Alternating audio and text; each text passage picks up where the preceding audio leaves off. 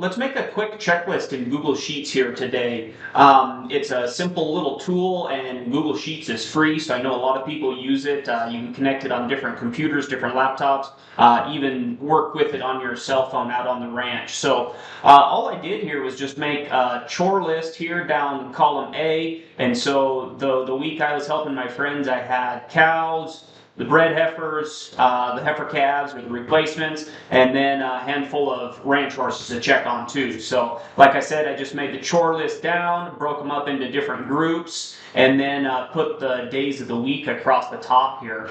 The cows here, you can see I just merged and centered here. That's what this button is up here, and then you can move the text left and right here if you want. To me, that just makes it easier to kind of see this group here. Same thing with the next groups. And then the little check boxes here, what I did was we were moving the cows through the meadows so they didn't move every day. They're also getting alfalfa every third day, so I don't remember the exact days, but I just put, if you don't have to feed them on Sunday, don't put a check box there. And then on Monday, you can check them off here. Tuesday, you can check them off here. The little check boxes are, I'll do an example over here. You can just highlight over here, however many you want of them. Go up here to insert and checkbox right there. And then if you want to copy and paste stuff, you can do Control C and then a Control V also. You can notice how the cursor changes too. So you see when you got the hand, you can grab onto it and move it.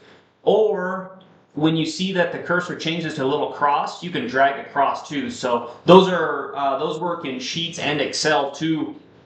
Just little quick tips to help with like equations and stuff like that too. If you forgot the chore, you can come over here and you can right click and insert one row above or below. And let's just say I forgot to, I don't know, we'll call it chore number 2, right? And then you can add more checkboxes in, copy and paste them, whatever else you need in here.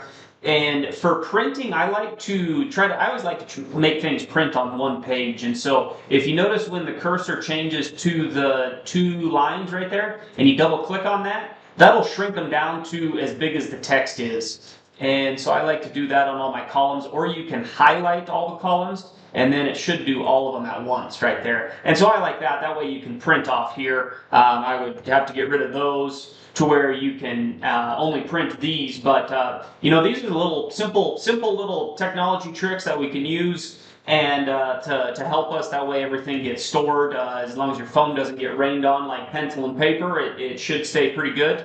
But those are some little tricks you can do for that. So anyways, I hope that was a quick help for you, and let us know if you have any other tips or tricks. Let us know in the comments on these videos.